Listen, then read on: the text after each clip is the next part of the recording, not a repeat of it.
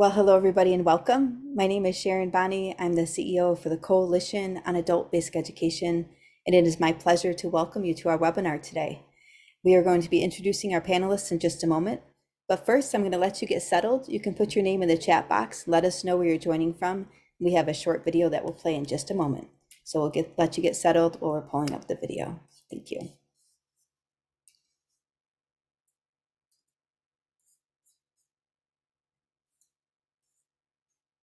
I see the room is filling up nicely, which is great.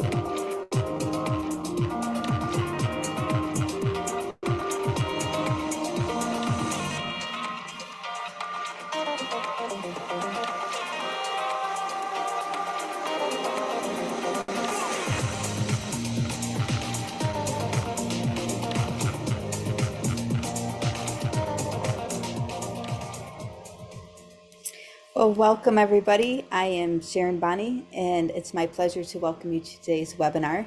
I know the room is still filling up, and as it is, I see that Jisoo Song has pulled up the slide, which is great. So it's Digital Equity Champions for All Learners, Part 1, which is taking place today, and we can go to the next slide, Jisoo.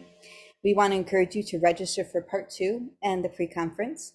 And we can go to the next slide. And as we are going to the next slide, I believe that Shirley or Catalina will be posting into the chat box the link so that you can go ahead and register for the second webinar. I want to make a point today to welcome and thank our collaborators. So Office of Educational Technology, World Ed, Chief Officers of State Library Agencies, the National Association of State Directors of Adult Education, and National Skills Coalition, to name a few. So we're very grateful for their partnership, and we have really appreciated working with them on this initiative. Jisoo, if you want to go to the next slide. So today you're going to hear about the Digital Equity Act. It's just going to be a brief introduction. We're also going to give you an overview of the Digital Equity Competitive Grant, and we have a wonderful lineup for a panel discussion as well as next steps. So with that, I'm going to turn this over to Jisoo, who is going to walk us through the next slides. Thank you, everybody, and welcome. Thanks, Sharon. I think before we get started, we're encouraging folks to download this sort of guided note-taking document. So we have the QR code here. I'll leave it up here for just like 10 or so seconds as I do intros. This is just to help you sort of generate some good ideas and take down any relevant notes as you listen to me, Shirley, and our panelists. So I'll just take a quick pause in case folks want to visit the bit.ly link or download it from the QR code here. And as you all do so, as Sharon already mentioned, really appreciate COABE, WorldNet, and all our supporting organizations for being really great collaborators on this important work. My name is Jisoo Song, serving as the Digital Equity Advisor for the Office of Educational Technology at the U.S. Department of Education, where my role is to engage in collaborations across the federal government and with experts in the field to help maximize the impact of various policies and programs that aim to advance digital equity for our learners. Before I pass the mic over to World Ed to talk about the Digital Equity Act and the various upcoming opportunities underneath it, I want to briefly provide some context and an overview of the why behind today's webinar. So I know many of you know this already because you've been, working in digital equity and inclusion for a long time, but let's develop a common understanding of some key concepts. According to the Bipartisan Infrastructure Law of 2021, digital equity is the state that's achieved when individuals and communities all have the informational technology capacity that's needed for full participation in the society and economy of the US. It's ultimately where we're all trying to get to, right? Ensuring equitable digital access for everyone. And we can further break down this issue of digital access into its three different components. We like this 3A framework at the Department of Education: availability of the physical infrastructure and the devices, the affordability of maintaining reliable internet connectivity, as well as activities to promote adoption, right? Addressing those human level barriers like digital skill building opportunities or access to multimodal, multilingual technical support, which many of our community members need. And then there's this thing, digital inclusion, right? I really like the way that the National Digital Inclusion Alliance frames this term.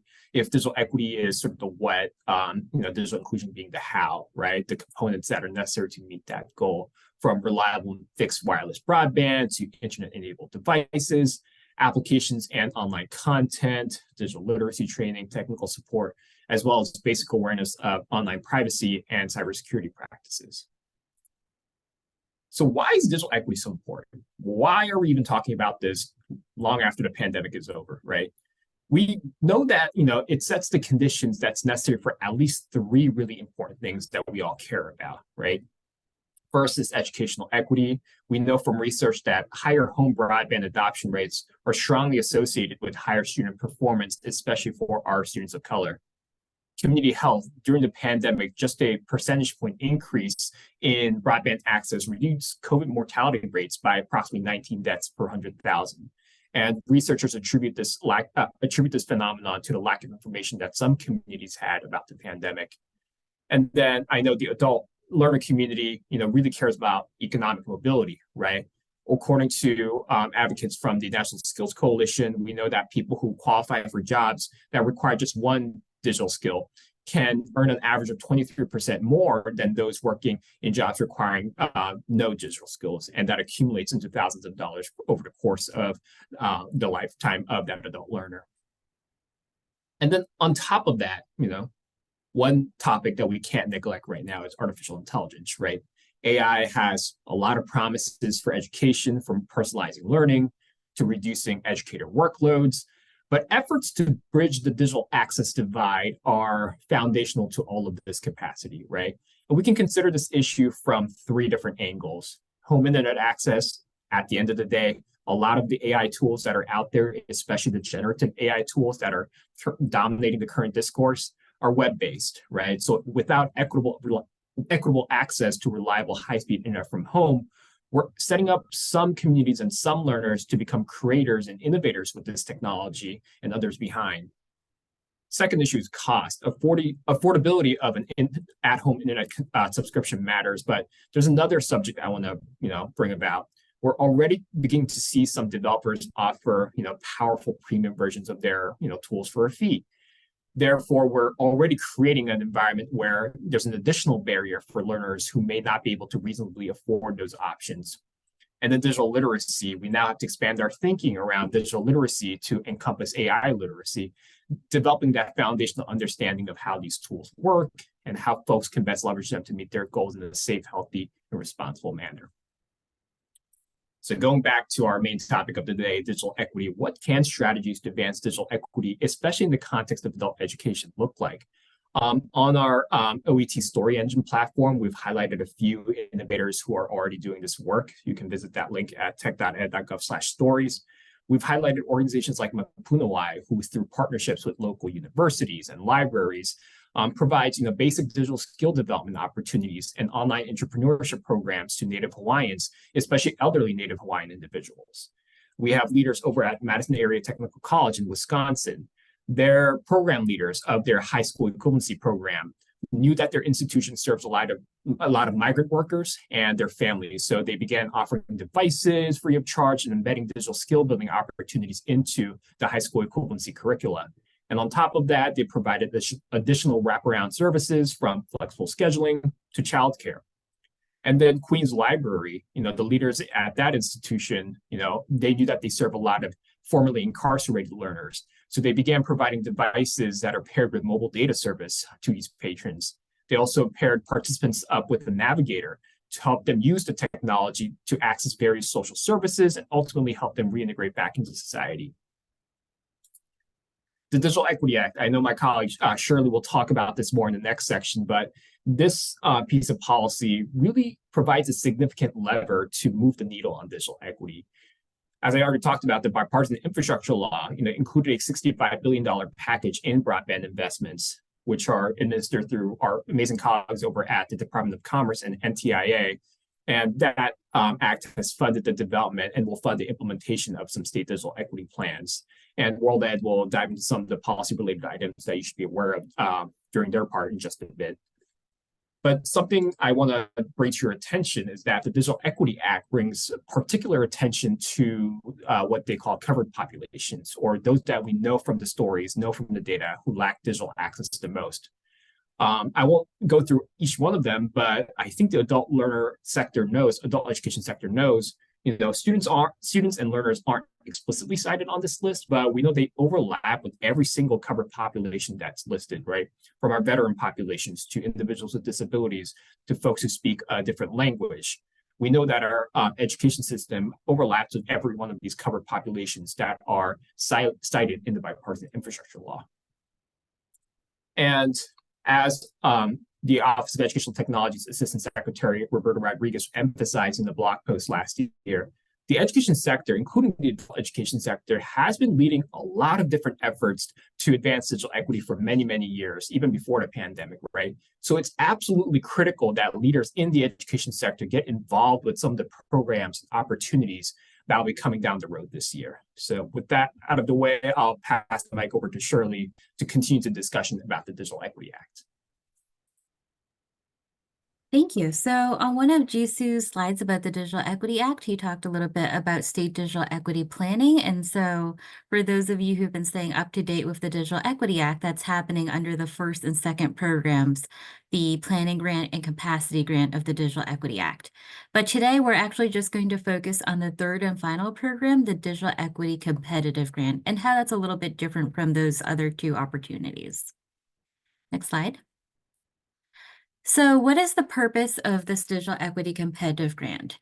In the legislation, the purpose is stated to be support efforts to achieve digital equity, promote digital inclusion activities, and spur greater adoption of broadband among covered populations.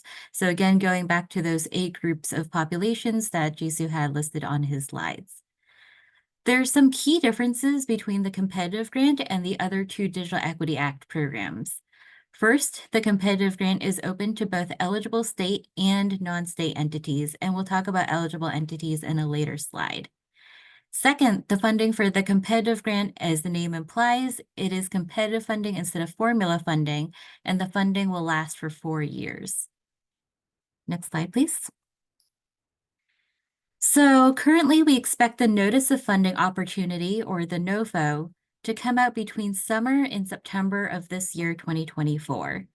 That being said, by law, the NOFO must come out within 30 days of the first date receiving their capacity grant funding, which is the funding that states will receive in order to implement their state digital equity plans. So for example, if the first state receives their capacity grant funding on March 1st, 2024, then the NOFO for the competitive grant must be released by March 30th, 2024. And that's part of the reason we recommend everyone stay plugged in into what's going on with their states, because the timeline is up in the air. So on this slide, and I won't read everything that's on it, you'll see a list of the entities who are eligible to apply for the competitive grant. Just to point out a few, especially the ones that are in bold, so state adult education offices, nonprofit organizations, community anchor institutions, local educational agencies, workforce development programs, and partnerships between any and all of the above all qualify to apply. And so hopefully at least one of these entity descriptions covers at least everyone on this call. Something to note is that the office that is leading the digital equity plan implementation in your state, which in most cases is going to be your state's broadband office, they are not eligible to apply for the competitive grant. Next slide, please.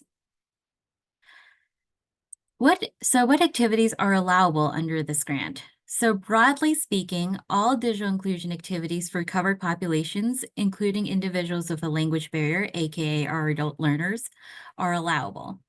The legislation also cites some more specific examples, including activities that help covered populations adopt broadband for educational and employment opportunities, covers digital skills training of all levels, so basic, advanced, and applied in workforce development contexts, includes equipment to provide low or no-cost broadband access, and of course, public access computing centers. The NTIA, the National Telecommunications and Information Administration, can also approve other projects and activities as they see fit, but we likely won't know what those are until the NOFO comes out. Next slide. So on to the question on everyone's minds, how much funding will actually be available? So we know some things from what is written in the legislation, but again, the rest is currently up in the air. And so I want to make the distinction between what is written in the legislation and what our current speculation is very clear on this slide. So we know that the legislation does not provide a minimum or maximum award amount. Of the amount that is awarded to grantees, we know that both administrative costs and evaluation costs will be capped at 10% each. The grant may also require a non-federal match of 10%, and that's up to NTIA discretion. On the speculative side, so again, speculation, this is not written in the law, this is just what we think. We think NTIA is likely to award large multi-million awards to collaborations at the national, state, and regional levels. So if that's the case, then a backbone organization could receive the award and then redistribute that funding to other partners, including smaller organizations who generally need a little bit more capacity and support to participate in federal grants. So again, reiterating that the information on the right side of the slide is speculation. We're not going to know some of the major details until the NOFO is released. But that being said, either way, we believe that strong partnerships, coalitions, and other collaborative efforts will be critical to being competitive and successful for this grant. And that is why that's going to be one of our key focuses for the remainder of the series. So at this point, I'm going to pass it off to my colleague Catalina Gonzalez to kick off our panel discussion. Thank you so much, Shirley. And there are some questions on the chat about whether we are going to be sharing the slides. Yes, the slides will be shared, and also you will have access to the recording of this session today. I also want to highlight that we have a guided notes handout. It has been posted on the chat a couple of times. Jisoo just posted, but please consider downloading this guide. You can, if it's fillable, you can type your notes there, or else you can use it as a guide to take notes in a separate place. Yeah, we hope that is helpful in helping you think about key takeaways, inspiring ideas, and next step. We also have a space there to jot down your own moonshot ideas. So as we go into the panel session, please use this resource. I also want to ask you to use the Q&A feature or function on your, it's screen. It's next to the participants at the bottom of your screen to type your notes. Please don't use the chat so we can keep track of those questions. And we will try to answer them during this webinar, but as you know, time is very limited. So next slide, I'm super happy to be conversing today with 3 amazing panelists. Each of them is going to have 5 minutes to share highlights of their model, and then we will move into a Q&A session before closing this webinar. Our panelists today are Ashley Winkle, Associate Director of the Distance Education Professional Development Center at the Texas Center for the Advancement of Literacy and Learning. Dawn Hanna, Chief Program Officer at Beyond Literacy in Philadelphia, and Sammy Loudermilk, Program Director at Text Go Home Chattanooga in Southern Tennessee. We will start with Ashley to talk about their Distance Education Call Center, a centralized statewide tech support for adult education instructors and learners. Ashley. Great, thank you. Hello, everybody. Thank you for joining. So I'm going to get right to it because I believe I have 5 minutes to cover this. So we, in 2001, the Texas Workforce Commission granted TCAL here at Texas A&M the grant, $1 million grant, to start a call center. And you can go to the next slide. And I was the lucky one who kind of headed it on, and it was quite the ride. So, but basically, just to give you a quick overview, our purpose and mission at our call center is to provide distance education and technical support to all Texas adult education and literacy educators and students. So it's not just one or the other. We're here to be there for both the students and our teachers. You can go to the next one. Just a little detail about how we run our contact and availability. We're open 7 days a week from 7 a.m. to 10 p.m. So if you don't want to do the math on that, that is 105 hours that we are open with the intent of being available to our students and our teachers during the times they need us the most. One thought that constantly went through my head is, hey, this is a great opportunity for teachers to, I don't know, take a vacation sometimes, or maybe take a break, or take a Saturday night off for a change instead of trying to do tech support themselves for their students. Let us do that instead. We're comprised of roughly 12 to 15 agents. I think we're at about 12 right now, as I recall. And all of these agents are part-time. So 105 hours, all part-time agents. And most of these agents are adult educators during the day. So they, so it's scheduling is a little challenging, to say the least. We're available on our website. I think somebody can probably drop that in the chat for me. TexasDistanceEdHelp.com. We are available by phone, chat. You can go to the website. It'll take you directly to Zoom. They go right into a Zoom room. Don't need a code, don't need anything. Our agents just let you in. We're also available via email and Facebook Messenger. Next slide. Services and resources for our educator. This kind of gives you some ideas of what we offer our educators: distance education policy and or curriculum questions. We are here for virtual support for classes, online testing, and online orientation. Some of our programs even send us their direct Zoom links because their new students get confused where to go. And so we have that available for them. Digital literacy integration strategies and best practices, ed tech suggestions and or practice. Sometimes it's just to help our teachers with some basic tech issues they might be having during class. Next slide. And for our students, navigating distance learning curriculum, using ed tech tools, accessing digital study materials, challenges with web conferencing tools, utilizing learning management systems, and device issues. Next slide. Biggest challenges, this is always a question I hear, is staffing. It was very hard to figure out part-time, full-time, what do we do? Where do we get these people? Training, once we get them, how are we going to train them? Because so many of them I knew were going to be remote and all different hours, and I'm not going to work every day of the week, as it turns out. So we had to come up with a system for that. Management, we didn't realize that it was really necessary to actually have an assistant manager, and we do, thank God now, and she's the best. And marketing. So marketing is probably one of my biggest challenges that will continue forever, to get people to actually know about us, know that we are a good thing, not a scary thing, and to use our call center and to get their students to use it. Next slide. Just a little bit of data, call center data. So in 2022, which is when we really fully launched, which was March of 2022, we had a total of 266 clients. As of the end of 2023, we were at 722. So for the total for the first 2 years, we've had 966 clients. Next. Non-English call data. I thought I would include this because a lot of people have asked me about this. So since April 2022, we averaged about 5 non-English calls a week. As of Thursday of last week, 10 of our 22 calls were Spanish. So it's not very predictable at this point, because after we talked about it, we turned around and looked, and I think actually ended up being 11 calls last week were Spanish, and that kind of threw us for a loop a little bit. Next. Oh, and I did want to say, though, one thing I didn't, well, I'll just keep going. Most called about issues include CASAs, Canvas, tech support during classes, Burlington, Zoom, and Microsoft Teams. Next, or I think that's it.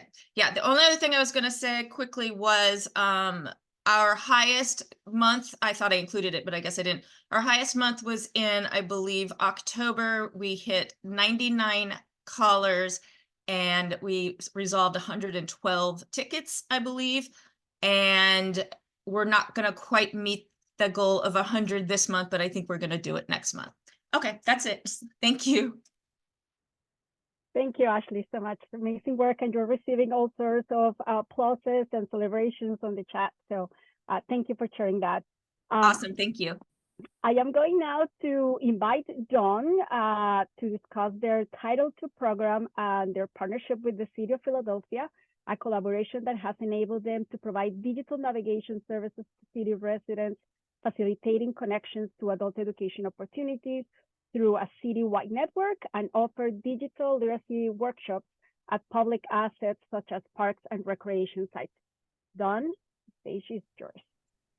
Thank you, Catalina. I'm really happy to be here today to share a bit about our digital navigation and digital literacy services at Beyond Literacy, also known as BLIT. Just a little background, BLIT is the second largest Title II funded agency in Pennsylvania and the largest in Philadelphia.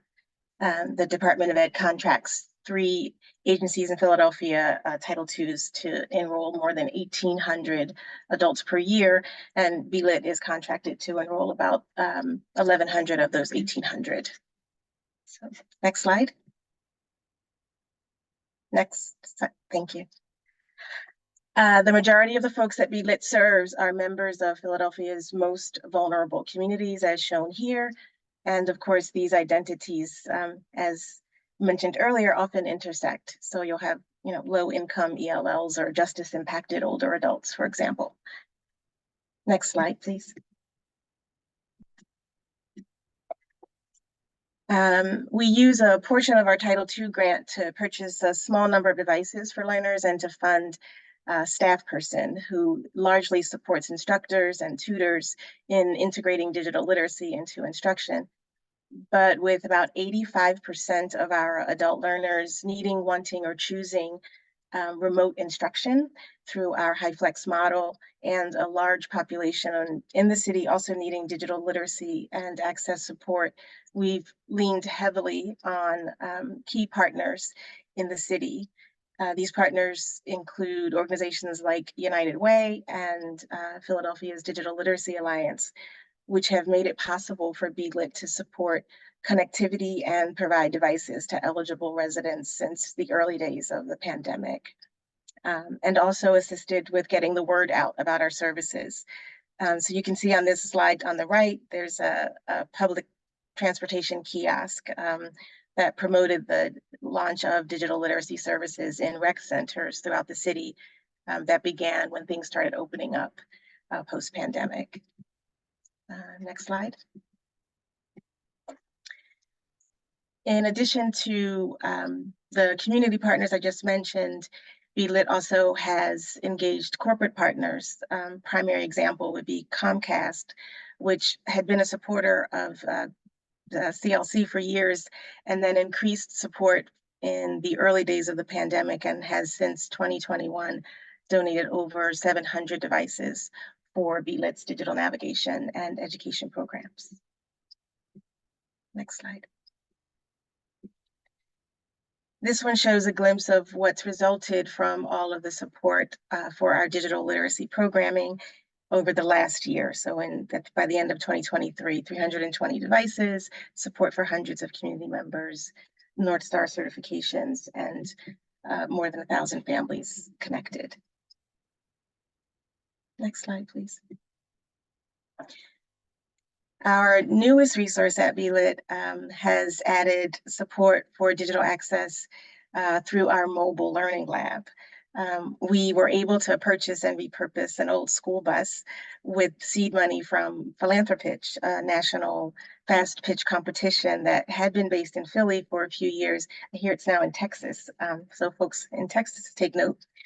In addition to the $40K that Philanthropitch gave us, we also had in-kind support from local trades folks to refurbish the bus and install solar, and from local legislators requesting us to bring us the bus to constituents in high needs areas where they represented. Next slide, please. And we've recently begun stationing the bus at one of the Department of Corrections sites where our digital navigators and staff from the PA Career Links help connect returning citizens to available services and supports, including adult education referrals and folk referrals for WIOA services. We occasionally station the bus at libraries and senior centers as well, where we offer digital classes in partnership with the city, and at other community events throughout the city to get word out about our services to the folks who need us, where they need us. And the next slide. Speaking about getting the word out, the final slide here features a very important component of our digital equity efforts, which is ensuring that city, state, and other partners, funders, and potential funders understand the ongoing need and impact of our work. So we try very hard to continue to tell the stories of how digital equity improves lives in our monthly newsletters, on social media, any way that we can to make sure that digital equity is on the forefront of folks' minds. Thank you. Thank you so much, Dawn. Lots of hearts and applauses for you. So thank you so much for sharing amazing partnerships and lots of innovation happening at the LEAD. So thank you so much for coming today and sharing. I will now like to invite Sami to tell us about their program, which is modeled after the national award-winning Tech Goes Home and their partnerships with schools, public libraries, churches, nonprofit organizations, providing a specific customized services for sectors like childhood, community, small businesses, and also how they support access to affordable devices and connectivity services for their community. Coming. Thank you. I appreciate the opportunity to talk about our work here in Chattanooga and Tennessee. And thank you all for joining us today. You can go ahead and go to the next slide.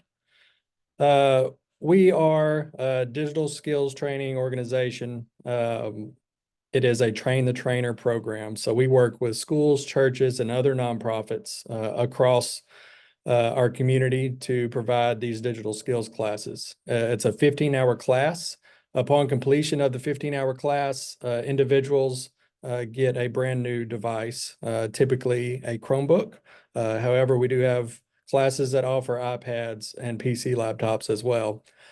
During the class, we also try to educate individuals about low-cost home internet access. And if they qualify for that, either our team or our partners will help them sign up during the class as well. We began the program in 2015 in Chattanooga. It is based after the program in Boston. We've obviously modified it to fit our own community. In 2020, we expanded our footprint across the entire state. It is a partnership-driven program. Obviously, when we started, we had 3 people on our team. We can't host around 100 classes a year locally with just 3 people. So we have to work with other organizations throughout our city and throughout the state to make this happen. It is a confidence-based curriculum. We've settled into our role in the community. We don't provide things that our local community college might provide. We also are an entry level program, very basic program for those who may not have had a device in their home ever, or it may be 20 years ago they worked on a device at their job and just want some updated training. With the confidence-based curriculum, our role is to simply remove that initial barrier of fear around the internet and using devices. And we have partnered with other organizations like the local community college and other training partners to pair our curriculum with theirs because you really can layer our curriculum on top of the work that others are doing in the community. Our classes can focus on just the general public, anybody of any age, at most any skill set. We also have programs that are very narrow down to, we offer a program for those that are wanting to break into the music industry. So we have generic programs, but also very specific programs that are based on our partners throughout the community here, as well as across the state. Again, we don't teach the classes ourselves. We develop the curriculum, provide the devices and the support around that. We'd like to say it's a familiar face in a familiar place. So it's a church member, it's a local school teacher, it's somebody at a nonprofit that individuals see on a fairly regular basis, which what really makes the program work, not only in Chattanooga, but in other communities across Tennessee. And that's all. Thank you so much, Sammy. And maybe we can pause the sharing on the screen so we can invite everybody to ask more questions. If you are posting already on the Q&A, you'll see your answers are coming up there. But I see other questions coming, and we will invite you to unmute and share. But let me start with a question for our panelists. So you have talked about the covered populations that you're serving, and also some of the services and the accessibility things that you have developed in order to make it more the programs that you provide more accessible to your learners, including sometimes physical access in the case of the lead with their truck, or language access. But what additional steps or what partnerships do you continue to need in order to fully address the population's digital needs and goals?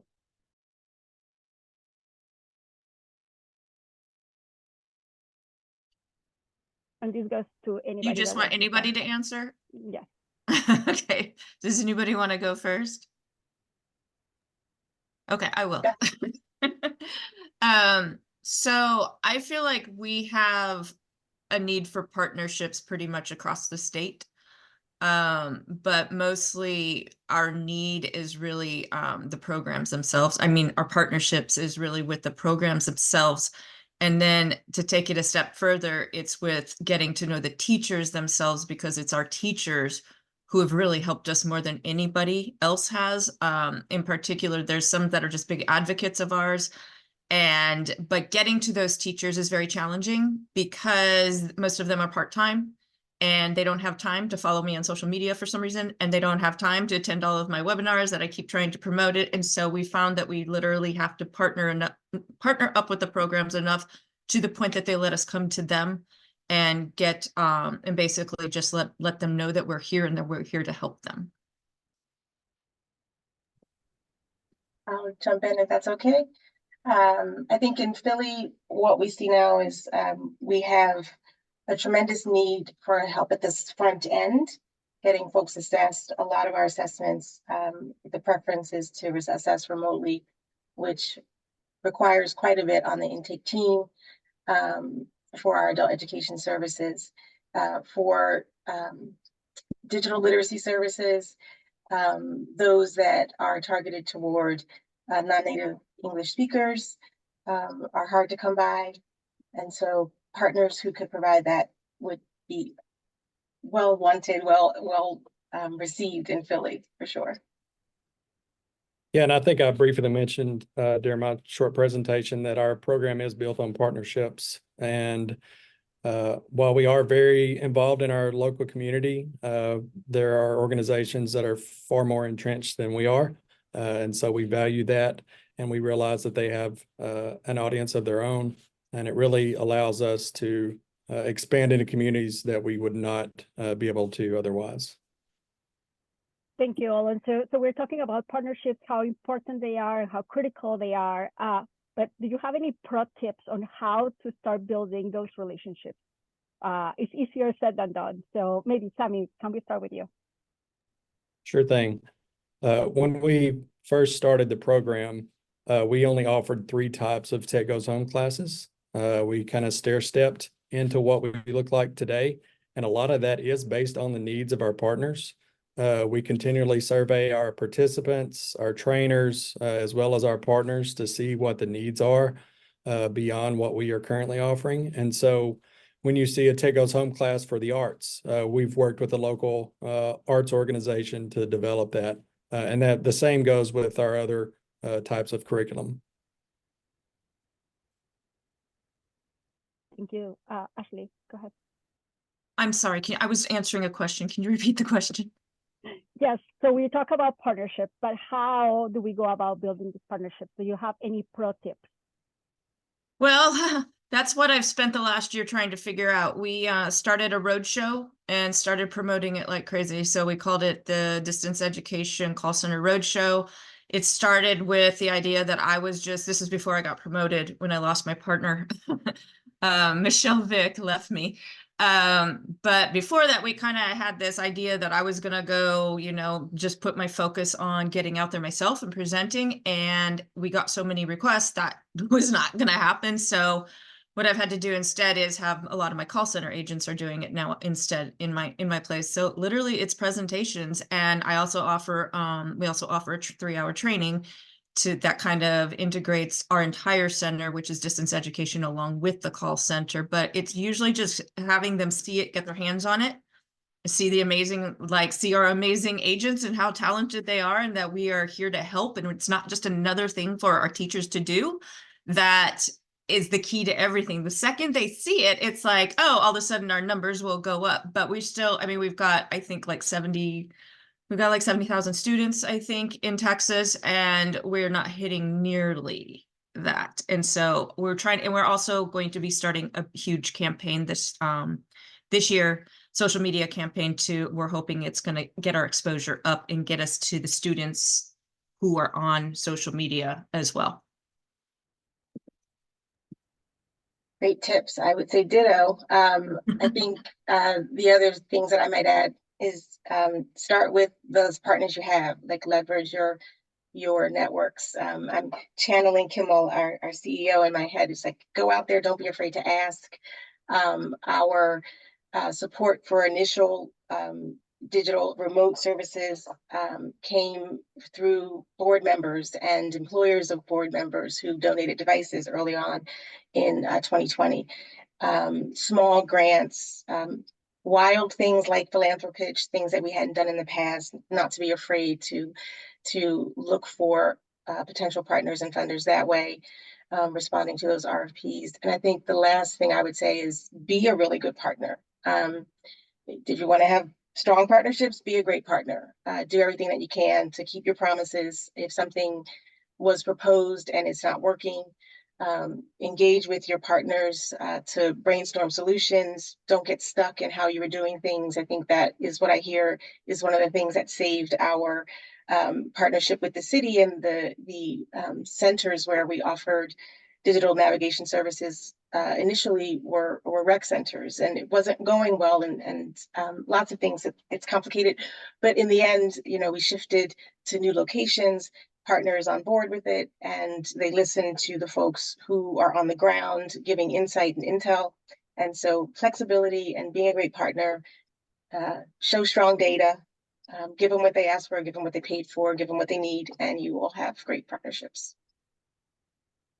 Thank you. And I'm going to invite maybe 1 or 2 questions from the public in a minute after this question. So if you have a burning question that you want to make sure to ask today, please have it ready when I open or ask for a volunteer. I hope you're the first one to say, I have the question. But before we go to that, tell us more about retaining your learners and helping them transition to their next steps in their learning and growth. How are you doing that, and what is happening in your program? I'm happy to jump in there first, which is quite rude of me with 2 other individuals on the panel. Sorry. I would say that our curriculum pairs well with things like a community college. Right, we offer our Tech Goes Home class at the beginning of a Google IT certification at the local community college. It pairs well with most any type of social service organization, right? There's always a digital component to assisting those that an organization serves. And, that has helped us adapt our curriculum to fit a wide range of partners. But again, we continually get the feedback from the community. We do a pre-survey and a post-survey during the class, and then we do a 30-day and a 1-year follow-up. So we're constantly in touch with our community and listening to them about what type of trainings they might be interested in, which is how we've developed some other programs like Office Ready, which focuses on digital office skills. That was a huge need from some of those that we serve. So it's just about listening to the people that go through your program and your partners, and hopefully adapting the things that we do to help them serve their constituencies better. Ashley, Dawn? Do you want to go next, Dawn? Okay. Well, I would say a couple of things. We have tried to create an environment that is safe and comfortable and slow. We're not your traditional call. Like, I worked in the call center for almost 10 years and it was not this. It's like the opposite. So we try to, and we speak slowly and we don't rush anybody. We're extremely patient. So that's one thing. But the other thing is we do at the end of each call, we try to do a survey, a very quick, simple survey with them, how their experience was. And then the next day, what we also do is we follow up to make sure that that they got everything handled. Is there anything else we can do for you? That sort of a thing. So I think that would be the main thing. But I think, just kind of in addition to that, if we're talking about retention of the actual students for the programs, obviously we're not a program, but this is a benefit to the programs because this is going to help them retain, because you might have lost that student who can find you on Zoom, who lost the Zoom link, who got confused in all of your emails. So instead they have somebody else they can turn to help you to be successful, helping them achieve their goals. Yeah, much of what you guys said, and I'm not cheating, but much of what you guys said, the creating safe space.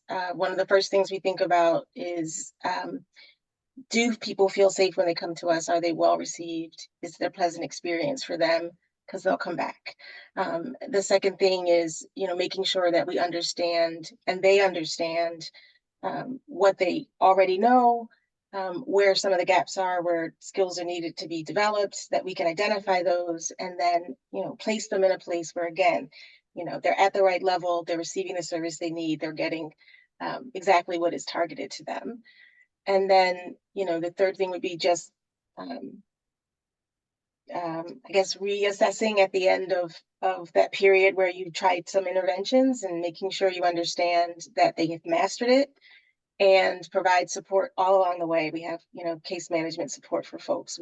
We have corporate partners, and we try to provide devices and things that can help folks stay with us.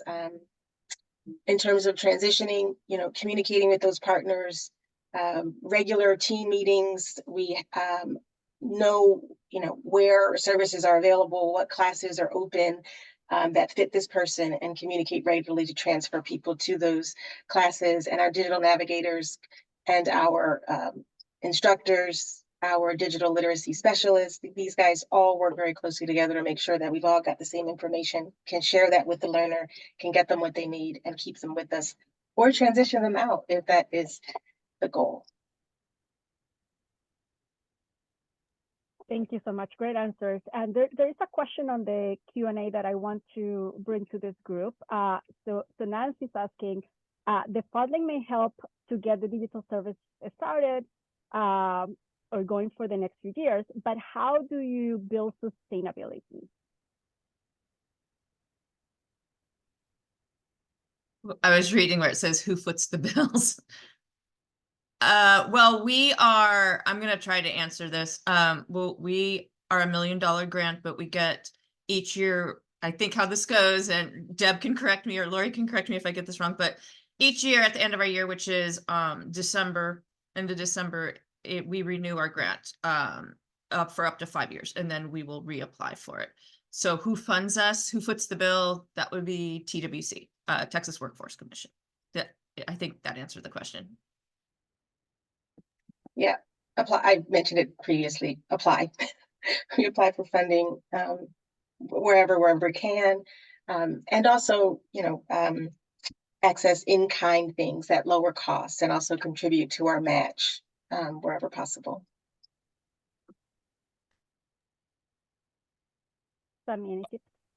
I'll just add that we have done our best to really, and I think I mentioned this previously, to kind of stair-step our growth. We piloted our original program with local philanthropy and then approached the city and county for funding beyond that, and have just grown the program in stair steps along the way. We are privileged to have some local funding providers that have very specific interests in what they're going to fund, which allows us to work with very specific partners. And our strategy has been, we'll, in partnership with other organizations, develop a new type of curriculum or class offering, and then with some additional funding, and then fold it into our menu of offerings. And we've kind of been able to slowly grow our organization that way. And Jisoo, I see a note on the chat. Do you want to share more? Yeah, it was just a response to the question that you all are discussing about funding. I know the topic of discussion has been the competitive grant, but the competitive grant is designed to complement the state digital equity capacity grants as well, right? So, finding out from your state digital equity planners and broadband offices about what are the priority areas in your states, how would the capacity grants be implemented where you are, might also be a source of information for someone wondering, oh, how can we build sustainability into all of this? Yeah. Thank you so much. And yes, Amanda, just share a link where you can find more information about the plan, and you can explore your plan, the plan for your state. Okay, so I think we have maybe an opportunity to ask one more question. Is there anybody attending today that wants to ask one more question to the panelists? And I'm not sure if they're able to unmute, but you can also raise your hand or say something on the chat, and we'll make sure that you can talk.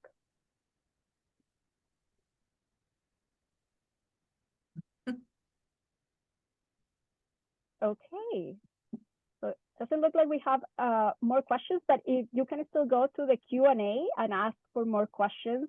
There is one about how can we connect with the panelists today.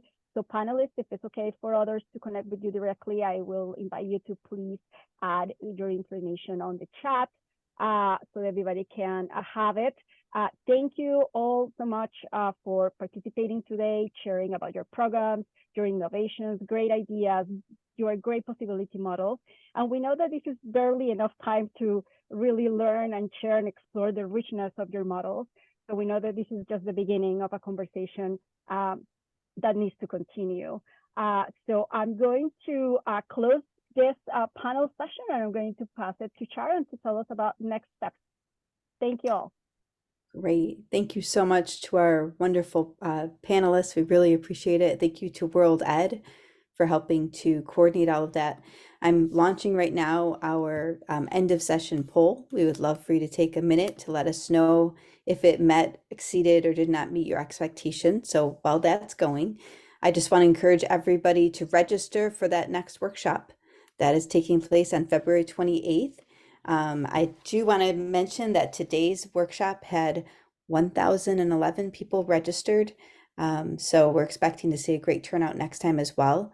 In the meantime, we want to encourage you use your guided notes to begin planning for the competitive grant. And also you will see that World Ed has some digital equity champions for all learners page, and we're encouraging you to go in, submit your own digital equity champions. We can check that out. And then also you can check out our webpage as well. COABE has a national digital equity campaign as well, where we're providing funding, resources, and professional development. So I am now going to turn this back over to Catalina, and she will close us out. Thanks, everybody. Thank you so much. Here is a sneak peek of who will be on the panel next week. We have great panelists. So the link to register, as Sharon mentioned, is already on the chat. Thank you all so much for participating today. Send us more questions. In the next slide, you will see contact information. So feel free to connect with any of us, all of us, and we'll look forward to seeing you in February for the webinar number 2. Thank you all so much for participating today. Thanks, everybody.